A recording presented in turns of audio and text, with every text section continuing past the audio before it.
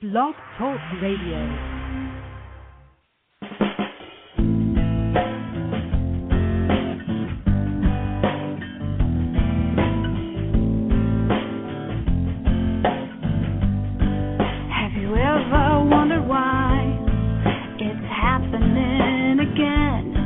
Welcome to MindShifters Radio with your co-host, the Forgiveness Doctor, Dr. Michael Rice, and his wife, Jeanie. Michael and Jeanie share with you the wisdom of the ancient Aramaic internal process of forgiveness.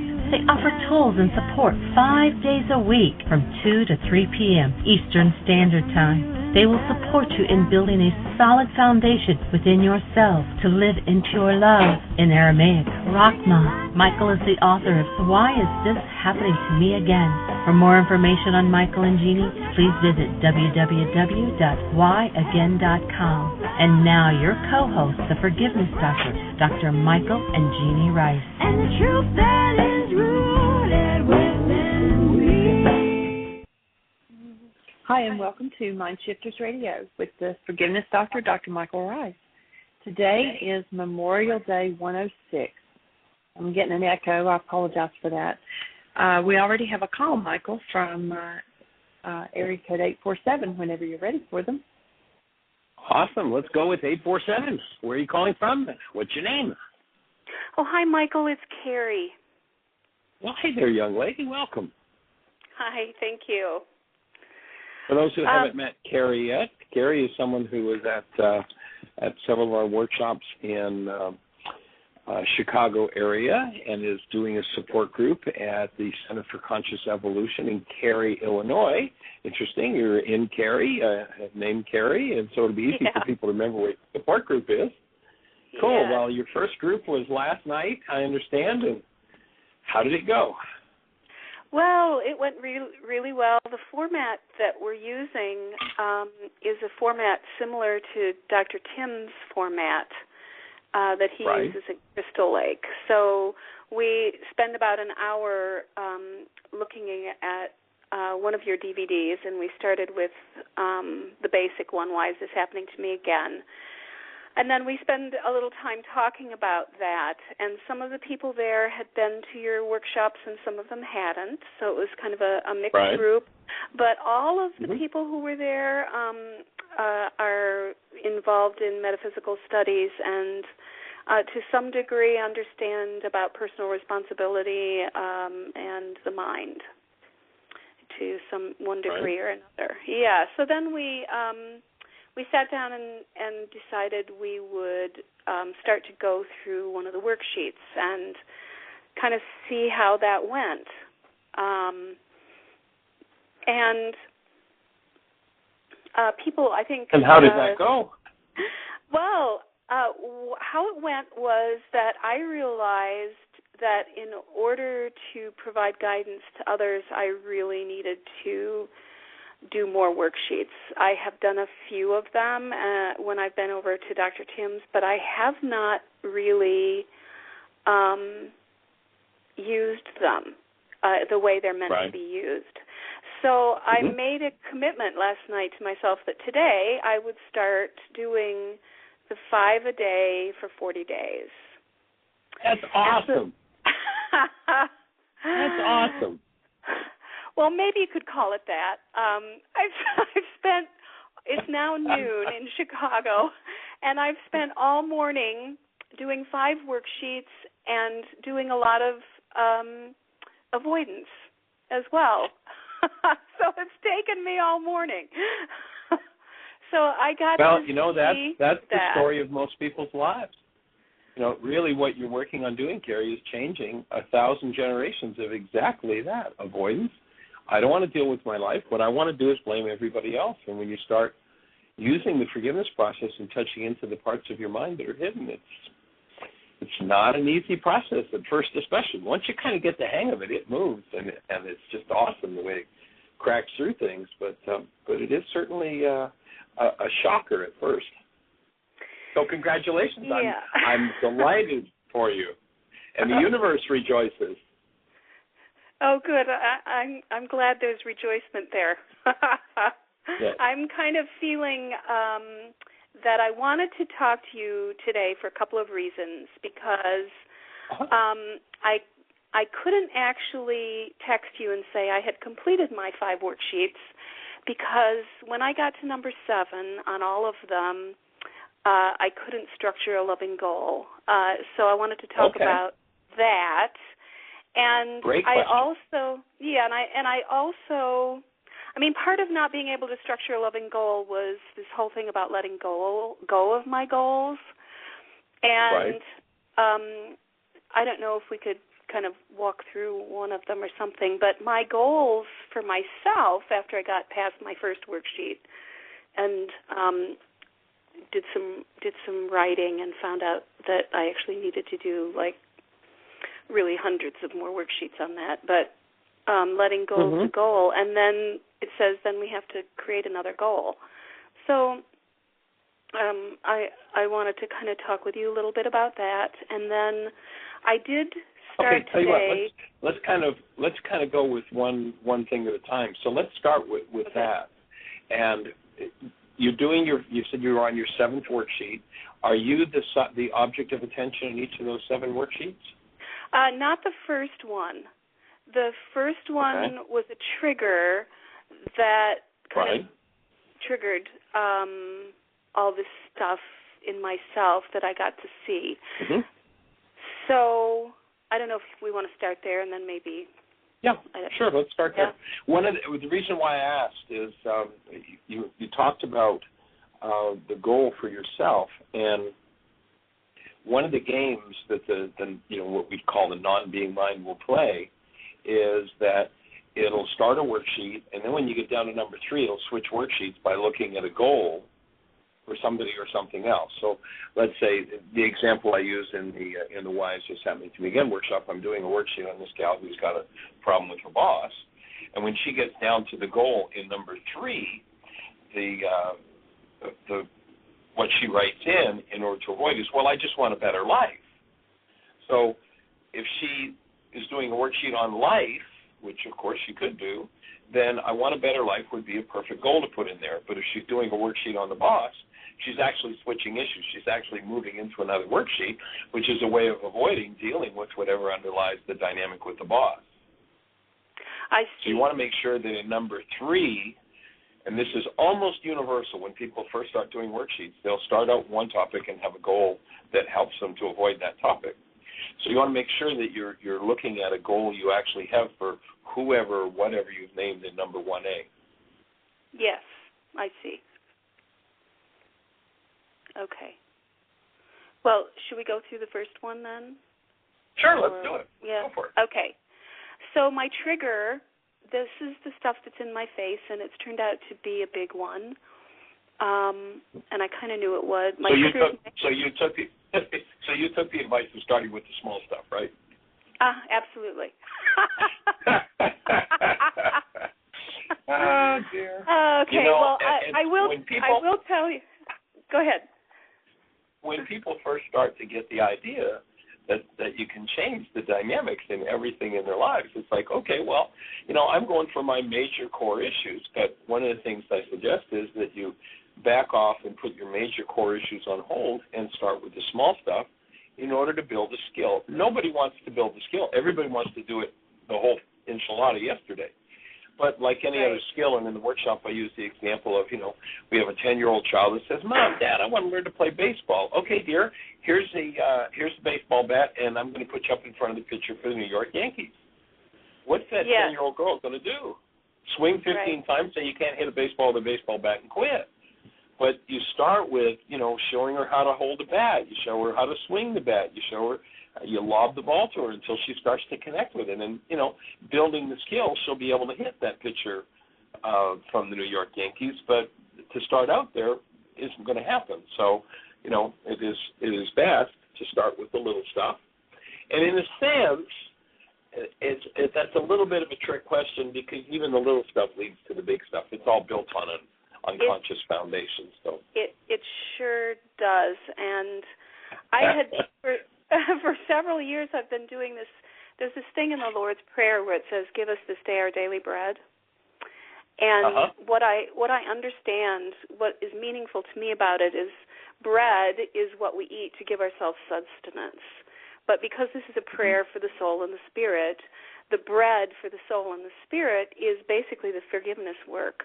So when I still say this prayer a lot, but I used to say it every morning, asking for the bread, asking for the things to come up for me to do some forgiveness work, and I wasn't doing it exactly like this, but so every day, all these memories were coming up to me over and over and over. And after about a year of this or so, I stopped saying the prayer and I said, I can't do it anymore. It's not really changing anything the way I'm doing this. The feelings are still there. The reactions are still there about stuff. Yeah, what's happened, Carrie, is we've been taught a totally false idea about forgiveness. We've been taught, I have something painful inside of me, but I'll let you off the hook, which does nothing to change what's inside of me. So, in forgiving others or forgiving ourselves, we've been taught a total falsehood. It's a fraud that keeps us in our generational pain, and it's imperative that we stop forgiving others and ourselves. Now, most people go, well, but Michael, you're teaching forgiveness. That's right. And we've been taught a false idea. Got nothing to do with letting others off the hook. We totally live in a culture of blame and projection. Almost everybody in pain is in denial and living in the pretense that somebody else caused the pain. And so someone who lives in that fantasy world realizes that all 87 times they've been through that particular painful reality with all 42 different people, they're the only one that was there every time. And we experience the pain because it's in us, not because of what somebody else does. Nobody can make us feel what's not already inside of you. And so if it's inside of you and you refuse to own it and forgive it, that is, forgiveness is the Aramaic technology with which you go inside yourself and remove the source of your pain, surfacing that stuff every day can be pretty traumatic. Once you start applying the Aramaic forgiveness process rather than the Greek idea of letting somebody off the hook, that's when you start to move through that stuff. High speed, fast forward, and it all changes. What I was kind of doing, I think I was trying to let myself off the hook. Every single day I was trying to say, "Oh, it's okay, it's okay." So, what I've come up with in all the breath work that I've been doing and the work that I've been doing over the last year is that I have this core belief that I have been living my lie. It's called a personal lie, and I've been living my life believing this lie about myself, and it's come from various places. And I've created what I've done through my entire life is I've seen how I have created events and people in my life that have kind of bolstered and upheld this lie about myself. And now, so what I'm doing is finding that every worksheet I've been doing goes back to this basic issue in my life, every single worksheet. So every reaction to my husband, every reaction that I have, rather than a response through love, every reaction to every relationship problem comes from this core belief. And were you, I don't recall whether you were at either of the Healing Through Relationships workshops that we did when we were there. I did. I came to Healing Through Relationship, and I came to codependency and interdependency. Cool. So then if you look at your 3 early memories exercise, and for everybody that's listening to the show, if you go to the website www.whyagain.com, on the right-hand side, there's a link that says Download Worksheets, and you'll see the 3 early memories, or Healing Through Relationships worksheet. It's pretty self-explanatory, but notice that whatever your personal lie is, you laid out in those 3 simple, early off-ended memories. It's like, well, how did I do that? Because that's the core of our whole BS, our whole belief system. And the truth is, the world is make-believe. First you make it up, then you believe it, then you go out and produce the evidence to prove that it's true. And the world has got to, and your mind has got to play that game with you because that's how it's wired. So when you forgive those beliefs, that is, you remove them from your structure, which is the Aramaic idea of forgiveness, not let somebody else off the hook because they're there. And in removing those from your structure, you get to make up something new. What would you like to make up? Well, gee, if I hold a newborn, I get that. The newborn is the awesome, powerful, fabulous presence of love. Well, maybe I could just live in the makeup of I'm still the newborn, the awesome presence of love, and I could function as that instead of all this other stuff.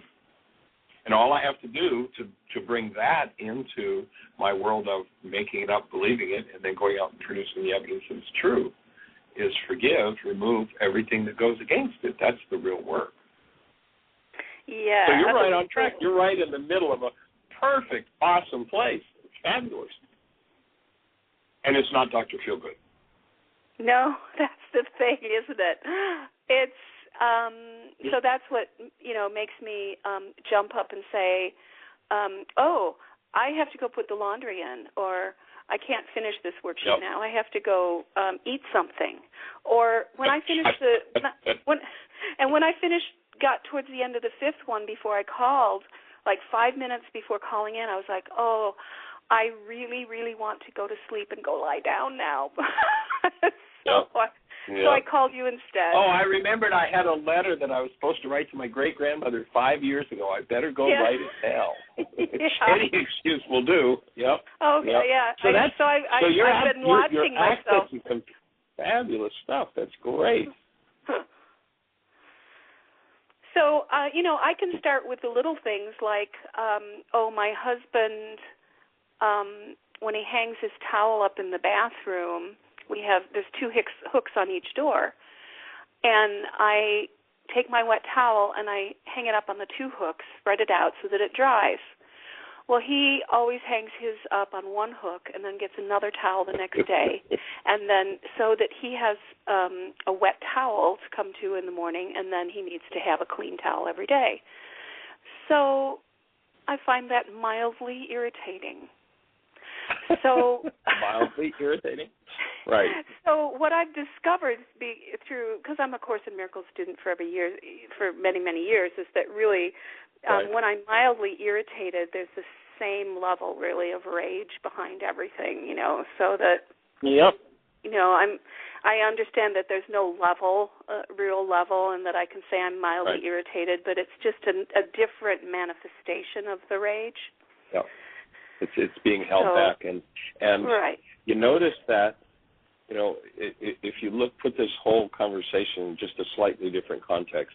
Here I started out, here I am, the awesome presence of a human life, love, and here is my husband, who's the awesome presence of a human life, love, and now I'm going to throw that away over the need for a clean towel.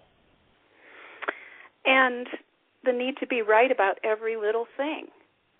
I can completely destroy all of my relationships over little towels. Yep. And that's the manifestation of, if you in the codependence workshop, and for those who haven't participated in that, you can go back, and we covered all this material back in the archives a couple of months ago, or you can order the DVD of Codependence to Interdependence. But that's all the manifestation of the belief that with my power person, where there were survival issues involved, if I didn't do it right, I wasn't going to survive. If I was in error, whatever it is that happened, I got punished, I got beat up, I got ignored, I got isolated, or whatever it was, and that became survival. So interestingly enough, the survival game now becomes the way we destroy ourselves, the active presence of our human lives, love, and accept that replacement self, the self that isn't and never was and never will be, and how we play out. And if you look at, as you say, over all those little towels, you can destroy all of your relationships. Notice that you watched, as a kid, your power person destroy all of his or her relationships over little towels, right? Mm-hmm. And we just replicate that generation after generation after generation until we choose to forgive. And it was interesting because in the Saturday workshop, the MindShifters and the Still Point Breathing, that kind of came up. Oh, I wasn't breathing right. I wasn't doing it right. Anything will do once you got that as a made-up belief in there. Anything will do. Right. And any issue or situation where you actually choose to use the Aramaic forgiveness process will start to collapse all that output from the mind, bring it to the exposure to love, and when you bring it to the exposure to love, it dissolves, and all of a sudden the reason for all of the conflicts and all of the pain and all the trauma disappear. The big thing to remember is, if I'm in pain, I'm the one who has work to do. Of course, my mind is telling me that my work is about them, but my work isn't about them. My work is about changing what's going on inside of me and stopping the pretense that somebody else could possibly make me feel anything. Mhm. And I think before I saw your work just a few weeks ago, what I was doing was drilling down. So I would feel something come up, and irritation, rage, anger, grief, whatever, in an interaction with my husband or anybody else, my sister or whatever. Right. And so then what I would do is I would say, okay, I'm giving myself a timeout because I didn't want to just react. And so I'd go give myself a timeout, and I would just sit there going, okay, why am I angry? Okay, because so-and-so did this. Why is that making me angry? That's just a towel. Or that's just a way of using a screwdriver. Or that's just a remark or whatever it was. Remember, so what is it? So I would drill down, and it came all the time. It came down to fear of and being unlovable and being unworthy. So that I wasn't worthy of love, therefore I was creating people, treating me without love, yelling at me. And notice, if you remember from Friday night's workshop on codependence to interdependence, remember we talked about the pseudo-solutions of the non-being mind. And one of the pseudo-solutions is, it's actually the primary one, it's the one most people use all the time, is if I could just figure this out. And notice that you've been drilling down trying to figure it out. You can't figure it out. You can't resolve it by figuring it out. Okay, now I know what it is. So now I know what it is. And my husband hangs the towel on the door, and here I go into my rage again. Because you can't figure it out. All you can do is forgive it. When you start to apply forgiveness, what happens? See, if I figure out what's in my dissociated mind, the game goes like this. I deny ownership. When I deny ownership for what's going on inside of me, I dissociate from what's going on inside of me. Then I'm in pain over what I've dissociated from, and I want to resolve my pain, so I'm going to try to figure it out. And I'm going to think about it, and I'm going to critically reason about it. I'm going to therapy over it. I'm going to breathe over it. But I'm still just trying to figure it out. In the Aramaic, forgiveness does this. Yeah. What forgiveness does is, first of all, when I'm in pain and I'm in that denial and dissociated state, I take my painful content and I project it into my brain's image of another, or the towel on the door. So I'm in pain over the towel on the door. And I go, I want to finish. I want to stop this pain. I want to put an end to this pain. This is crazy. I realize it's crazy for me to be in all this upset over the towel and a clean towel. Like, so I wash 6 extra towels a week. So what? Or maybe he does the laundry. So what? But you can do all that so-called thinking, all that reasoning, all that critical thought, all the new choices till the cows come home. The dissociated mind, once you create it, isn't yours anymore. You can't change it. Whatever's in there, whatever behaviors, whatever feelings, whatever realities are there, you're stuck with them forever until you begin to forgive. When you forgive, what happens is the process of forgiveness, as that worksheet goes, and for those who don't know what we're talking about, if you're on the show, you can go to www.whyagain.com. And on the right-hand side, you'll see a link that says download worksheets. And so go in and download the first 4 links. That'll explain the whole forgiveness process. But what happens when you use that worksheet is that the technology that's there from the Aramaic shows you how to collapse the projection, first step. Then, having collapsed the projection, now I I can say to myself, I'm upset about this, and I know it's projection, but that doesn't collapse the projection. That just means I know it's projection, but I'm still in it.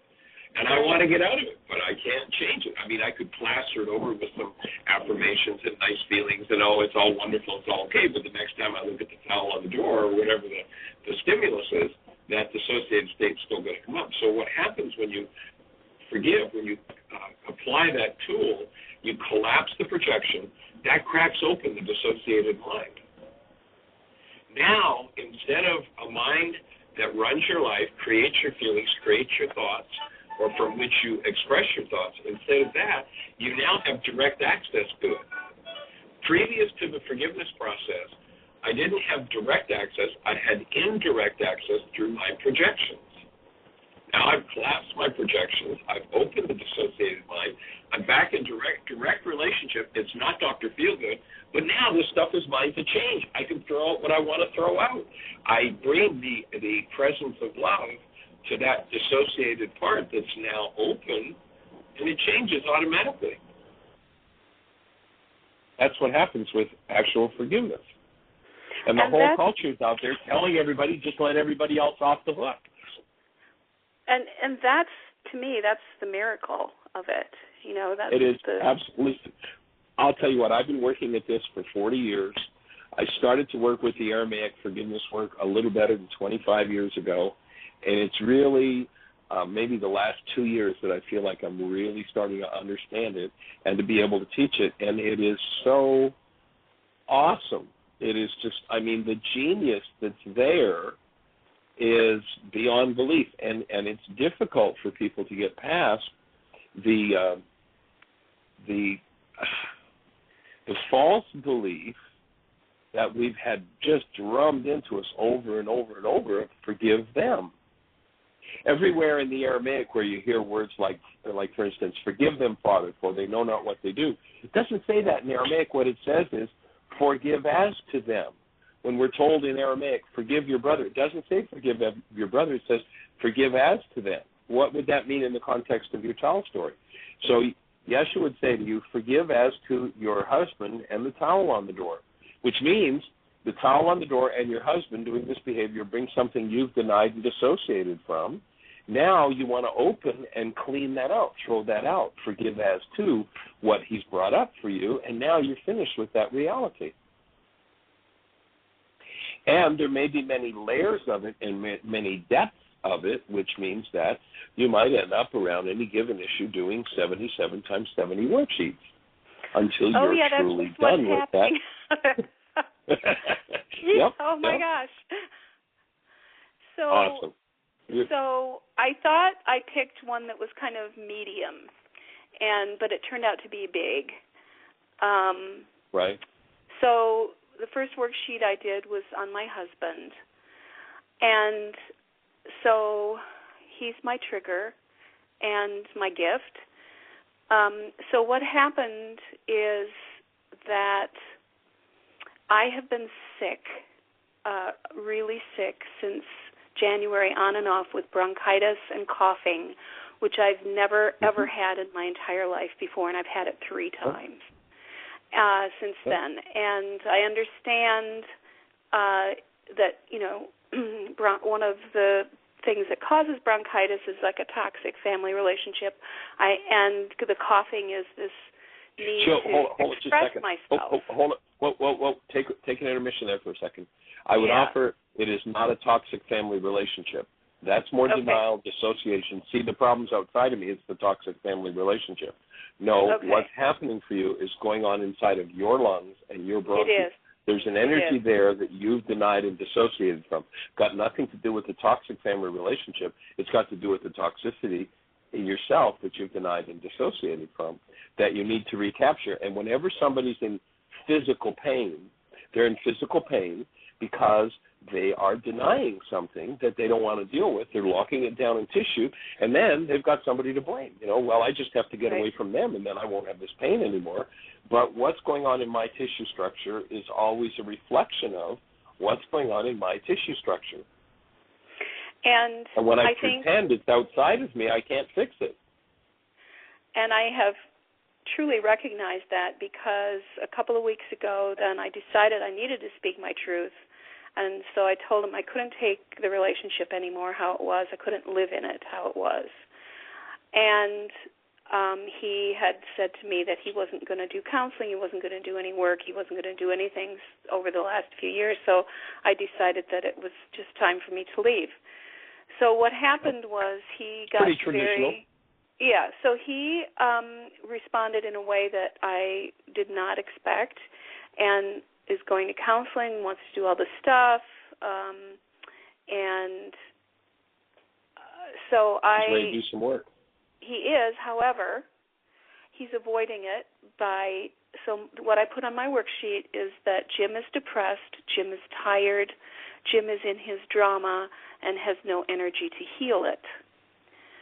And when he makes the shift you've wanted him to make of, okay, I'm going to start to deal with this and go into counseling, he's doing what you did, and that is you're starting to open it. And when you start to open it, you can get bogged down and locked in it. Every physical pain is a result of something I don't want to deal with in my life. Getting away from the stimulus won't change it. But he's starting to move into the process that you were saying I want him to do, and that you did for a year, and then finally said I can't do this anymore because it's not changing. Mm-hmm. Get with him. The fact that he showed up that one night and then was available and willing to do that communication process, I think is awesome. And I think if you guys start doing worksheets together, you're going to see miracles happen like you've never imagined. So what I got to see when he kind of opened up like that, and then he's kind of locking down too, is that wait a minute, if he's going to be open to this, then he and I can both heal ourselves through this relationship. And we've started having amazing conversations, really, really good. So my anger is that Jim is depressed, Jim is tired, so he's taking drugs. So I'd offer that your anger is that in your tissue structure you have anger. Yeah. In your tissue structure, I'm never angry because of anything going on in my world. I'm angry because I have anger in my tissue structure that I need to remove, that I need to forgive. But as long as I hook what's going on inside of me that I need to change to something out there, I'm angry because of the towel on the door, all of a sudden I'm back in the dissociated state and can't change my anger. Right. So I've got to stop the projection of it, and I've got to stop the dissociation from it and go, when I see Jim doing, wanting to do drugs and being depressed and not having any energy, that brings anger up in me, which, of course, would probably indicate that there was a time when you were depressed and you were maybe doing drugs, whether the drug was actually, a prescription or illegal or an illegal drug or sugar or caffeine or nicotine or junk food. So there's anger at yourself, perhaps, or wine, anger at yourself for the times that you refused to be responsible, and now here he is playing it out for you in spades. And it's very dismaying because this is my second marriage, and what I've seen is that I have repeated these patterns. And so as I was writing down all the things that I feel hostility, I feel angry, I feel Jim doesn't love himself. So I wrote all these things. I feel disappointed in Jim. And then underneath that I wrote, I am hostile towards me, I'm angry at me, I'm disappointed in me, I ignore myself, I let myself down, and these are all worksheets that I've been doing today. Awesome. Well, young lady, that is absolutely fabulous. I mean, what an awesome shift. It is, because nice work. So recognizing that it's all about me. And then when I got down towards the bottom of the worksheet, so the goal that I have on all of these worksheets are these lofty goals, and it's like, okay, the goal is that I want him to be in self-esteem, and then I recognize that I have low self-esteem. just if you look in number 5, you cancel the goal you had for him. Yeah. Now you want to set a goal toward him. And so the goal I would suggest you set toward him, I mean, if you've got one for him to have high self-esteem, that'll be the next forgiveness process that you'll do. But in the meantime, if you set the goal to hold him in high esteem, for you to hold him in high esteem. Oh, I see. That would be a goal. Understanding that. A loving goal of mine toward him, not a goal for him. Okay, right. So the goal then is, because I let go from what of, you're saying. Yeah, so I let go of, my goal for him was to address his fear and anger and be in self-esteem. So my goal toward him is really a goal for myself, right? It's all smoke and mirrors. Yeah. As we go into in the codependence work, you're looking at a body in your mind, and the body in your mind is coming from a projection of your own internal dynamics. I know. So yes, it's always going to be that. Right. It's so hard to accept that everything's a projection, It's like, it's such a learning process. So, okay, so the loving goal towards Jim about self-esteem would be something like? Well, I would say that something like, I choose to be in a space of love and hold that space for Jim, no matter what.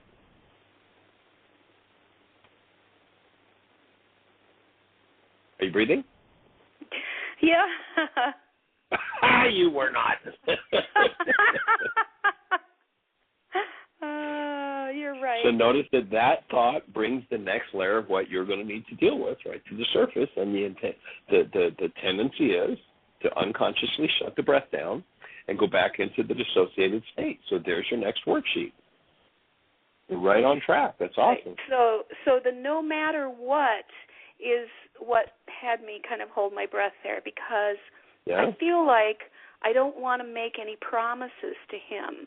And so what I've said to him, I want to reformulate the relationship, and that may look like not being together. That may look like being together. I don't know what it's going to look like. And so the issue that I have around that is that one of the things that I have recognized is that I have not truly been in my relationships 100%. Yep, ever. Ever. Since the first dissociation. Remember in the codependence workshop we described the interaction with the power person? We come in as the awesome presence of love. The power person dynamic happens. The power person isn't functioning as love. And we build all these thoughts about how, well, I'm not good enough. I never do it right. I have to be perfect. If only, if only, if only. And then we make a shift. We shift out of the state of being, what we are, into identifying with this image in our mind called the body that comes from all those errant thoughts. And so I give up my human life. For most people have given up their human lives. They are dead by the age of 4. So no, almost nobody's in their relationships. And because they're dead. Yeah, and what I've realized in my relationships, I've gone through, started doing a worksheet on my cat when she died, and I realized it wasn't about her. It was about all this abandonment. And I realized that what I had done was I had abandoned myself in all my relationships. Yep. And so this goal that I suggested that you put in step 7 toward Jim is really the goal is I'm going to reclaim my human life and I'm going to be a space of love, whatever he does. Because if you are that, who can lose? Whatever happens, whatever anybody does, who can lose? You certainly can't. Right. But right now, because you and Jim are intimate partners and you've exchanged genetics, Jim has access to everything in your unconscious. You have access to everything in his. He can access your rays just by hanging a towel up the wrong way. That's the gift. Yeah. So when we intercourse with someone, we literally give them our whole genetic structure. We take on theirs, and now I have access to things that he doesn't have access to, and he has access to things in me that I don't have access to do. And when he accesses that in me, hangs the towel the wrong way, those brain cells in me come up, and I build a picture called Jim, and I go, and look what you've made me feel. Mhm. And you can't feel anybody else's. You're feeling what's going on in your own tissue structure, but there's the result or the effect of denial, dissociation, and projection. That's all projection. You can't feel something that isn't in you. And the minute that you go into the language of you made me feel, you just went into codependence. You just gave up your human life again. Right. And the idea is to continuously reclaim your human life against all of the insane projections that have ever happened in your bloodline. That means your childhood, the adult lives of both of your parents and their childhoods, the adult lives of all four of their parents and their childhoods, the adult life of the 16 in the generation before that and the 32 in the generation before that. You know, it's not a work for wimps. You know, this guy Yeshua calls us to do some pretty deep stuff. And I'm you know, with the brief exposure, I know you've been doing your work for a long time, but with the brief exposure to this new level, this new way of thinking, I really acknowledge you for going, I got it, and I'm going to move. And, you know, it's not Dr. Feelgood, and it doesn't happen overnight, and it's not fun, but, you know, you can totally transform everything instead of, oh, well, the solution is I have to run away, you know. Last time you ran away, did it solve anything? Acknowledge, too, the support that you give because, you know, by your saying, oh, yeah, let me know when you've completed your 5, send me a text, and I'll support you. And then I was like, oh, my God, that's so great, because that is the reason that I set up this support group so that I would do the work, so that I would have this third force behind me that was, like, keeping me accountable, because until I can do that myself, the support is really important. Thank you very much. I hear you. I'm delighted. Glad to be there. So so just going on to one of the other ones really quickly that I got from that first one, when I was writing out about the goal and trying to figure that out. And one of the things that came out of that was that I ignore myself. So another worksheet, I ignore myself and find respite in intellectualism. Mm-hmm. So, that intellectual game is a big one. Yeah, so the feelings that I have around that are kind of disgust and dismay. And kind of the things you think you're feeling about Jim when he's going to go do drugs and he's depressed, kind of that sort of feeling? Yeah, absolutely. It's the same. It's all the same thing. Yeah, I mean it's. And it comes from the same place inside of me. And so the thought about that is that I'm not strong enough. Okay, so the thought was Jim is weak. So I'm not strong enough, and I'm not worthy to be in God or with God, and I'm not lovable. So those are the thoughts. And so the way I punish and avoid is by going into intellectualism and reading another book. Yep. So the goal is to pay attention and do the real work of forgiveness and release. That's the goal. Awesome. So, okay. Right on track. Then I got to, this is a great goal. Pay attention and do the real work of forgiveness and release. So why would I want to cancel it? I'm like, wait a minute. Here's the idea. Here's the key.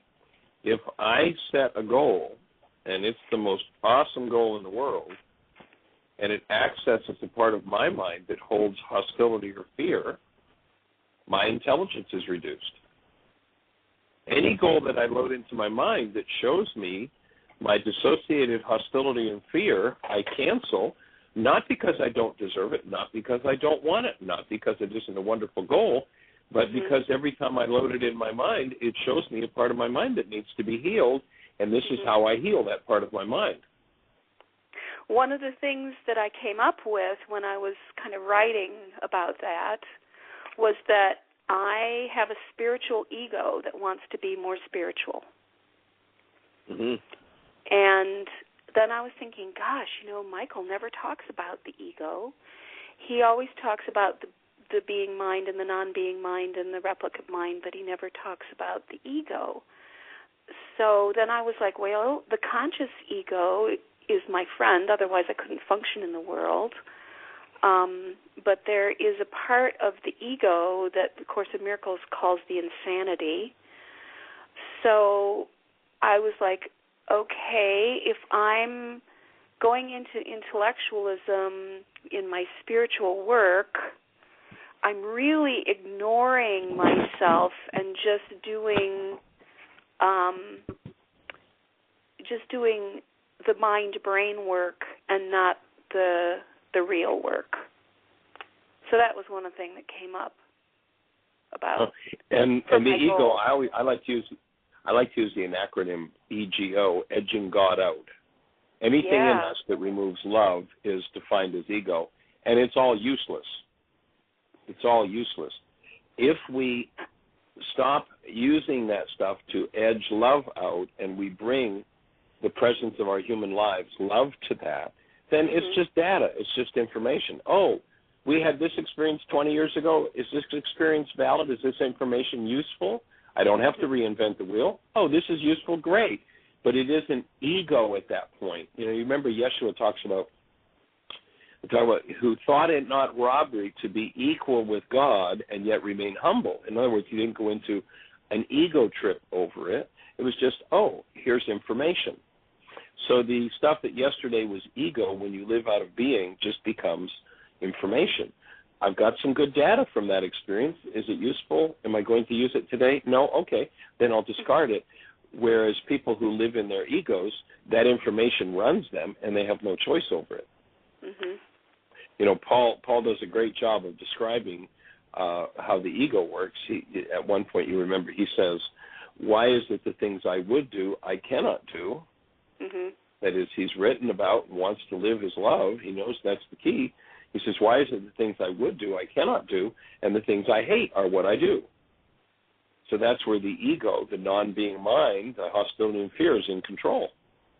And that's just another worksheet, just another piece of forgiveness to do. So if my goal then for myself that I was trying to cancel and thinking, wait, that's another great goal, is to pay attention and do the real work of forgiveness and release, then to structure a loving goal towards myself. So what I put was that I will be attentive to self with a big S, but perhaps that's, I don't know, that doesn't feel right somehow. Well, and also remember that you're only going to do worksheets, at least in the initial phases, around the things that access some form of hostility or fear. So when you think about the goal of, I'm going to pay attention and do the real work, does that access some form of hostility or fear in you?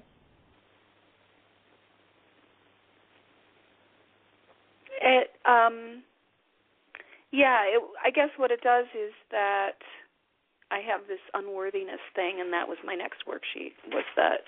Okay, so then by canceling that, you got in touch with what was underneath it. Awesome. Now, take your goal from this is the rare occasion where you take your goal from number 3 and you bring it back down to number 7. It's a perfectly legitimate and awesome goal to have. I'm going to pay attention and do the real work. Mm-hmm. And if when I load that in my mind, it brings up another form of hostility or fear, I'm going to cancel it.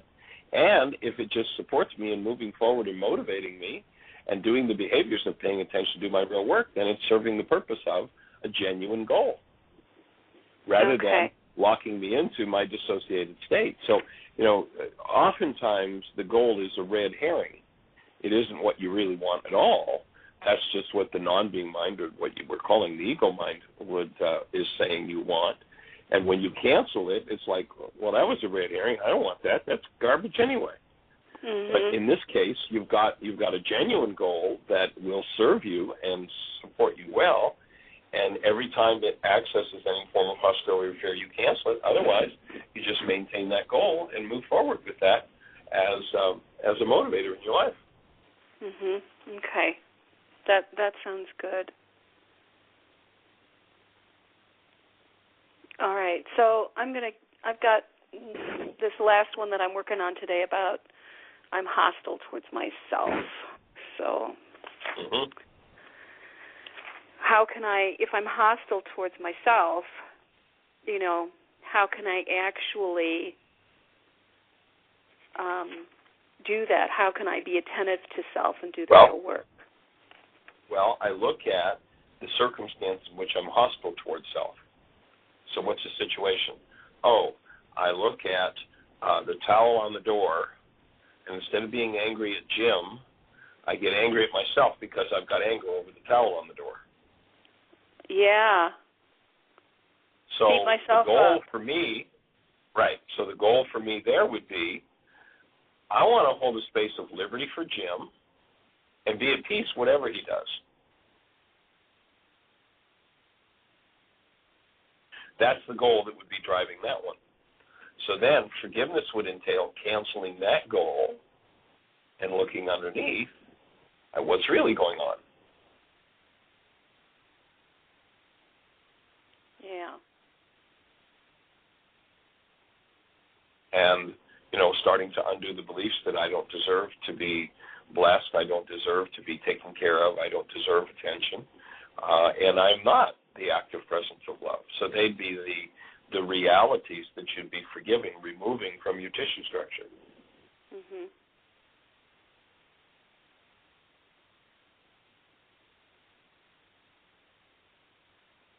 And I love the way you're approaching this. Your support group is going to be awesome. Oh, and they're just such lovely, sweet people, and so willing and open to be there, and, and I have such compassion for people, and, at the same time, I look at my stuff, I look at their stuff, and what I see is just it's all the same stuff. Yeah, we're all doing, there's a guy in Sweden who works in the prison system. I forget his name offhand, but he wrote a book, We're All Doing Time. He works in the prisons, but his book was for the whole population. We're all doing time. And the time we're doing is exactly what you're talking about. It's all the same stuff. It just all comes down to, if I give up my human life because I feel like hostility or fear is appropriate, I'm in trouble. So I need to forgive as to my hostility and fear. Whatever the circumstance, whatever the situation, you can do a worksheet around any person, place, thing, or event, past, present, future, living or dead, including, of course, yourself. So if I get up and stub my toe on a chair and I want to go into a rage at the chair, I do a worksheet on the chair. Whatever it is that shows me my own dissociated state, that's where I apply forgiveness. I see this unending thing of worksheets, and I'm so grateful. It's like I get to really start drilling down with all of these. It's like, whoa, Exactly. Yep. And that, some people in their non-being state, when they go unending series of worksheets, go, well, you mean this is never, I'm going to do this for the rest of my life? It's like, yep, you're going to do it for the rest of your life. And I like to use the comparison of, imagine we've got somebody who's X number of years of age, and every day since the age of 10, they've showered. So today, would it be appropriate for them to say, well, I've showered every day for the last 50 years, so now I'm going to stop showering. I'm never going to have to shower again. Well, we know what that's going to lead to. It's going to get pretty raunchy. Well, in exactly the same way, because we've been taught to shower, we've been taught to do the outside of the cup and the bladder, but we haven't been taught to do the inside. And so we tend to take it as something burdensome rather than something exciting.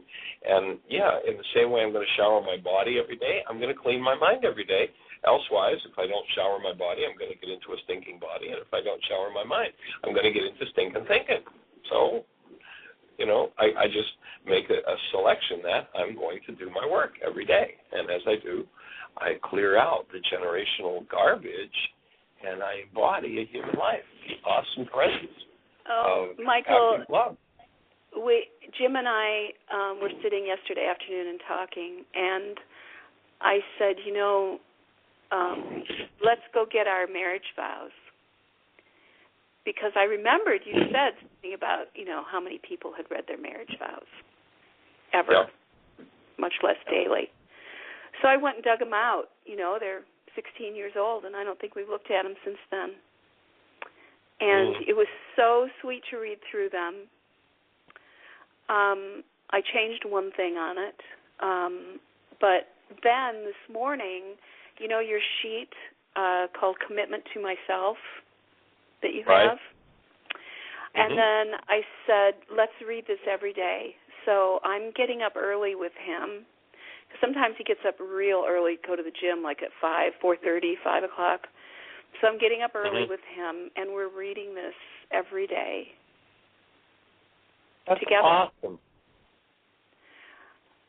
So that we can make a commitment to ourselves. And, and I often think of, what you said about showering and cleaning your mind daily. And I often, have thought, we spend so much time looking after our body, and we move it around all the time, and we buy clothes for it and feed it with food and wash it, and we do a job so that we can pay for a house and all this stuff. And how much time do we actually spend looking after our spiritual, doing our spiritual work? Maybe the source of it all. It's that old parable of the goose that laid the golden egg. Everybody goes after the golden eggs, and the goose dies. And that's exactly what happens. Mm-hmm. So I decided today, I kind of decided while I was doing these worksheets that I don't know if I'm ready to give up books for a whole year or anything like that. I know people who have done that. But that in place of books for these 40 days that I'm doing the 5 worksheets a day, I'm going to be doing the worksheets instead of the books for 40 days. Right. So it sounds like the worksheet and the commitment. Yeah, and awesome. I just want to see how it's different, how it changes. So I may be calling you again when I get stuck. Oh, absolutely awesome. I'm delighted to be here and support you. That's fabulous. And I think that this show is going to be a really inspiring process for anybody who wants to listen to it. And, of course, it'll be on the website after we finish the show, and you can download it and burn an MP3 if you want to, share it with Jim or anybody else. I really acknowledge you for the integrity of your approach and your willingness to do your work. It's fabulous. Oh, thank you. And I couldn't have received that a while ago, but thank you very much. And what I do want to also offer to the people in my support group is that any day they can call you and go over their worksheets and their stuff with you on the radio program. That's the idea of the radio show. That's why we created it. In the past, there was a deficiency. In the last 40 years, there's been a deficiency in the work. I'd go somewhere, I'd teach, I'd leave, and if the support group didn't start, people were kind of on their own. Well, now, 5 days a week, anybody on the planet, because you can do this on the computer too. People don't have to phone in; they can do it on the computer, and so we do have the awesome possibility now of giving support to anybody on the planet that has a question or a thought. So, yes, please, absolutely. And we're down to about 40 seconds or so. So oh my gosh! So thank you. Wind it up. I think I'm complete for today. Cool, fabulous. Well, thank you for calling in, Carrie. Thank you for being willing to do the support group in Cary, Illinois at the Center for Spiritual Evolution. I don't know whether the flyer's on the site yet or not. Yeah, it's on the site so people can find it. And we join you in creating the best year yet of your eternal life. Blessings. And bless you and your lovely wife. Thank you. All right. Take care. Bye-bye. Bye.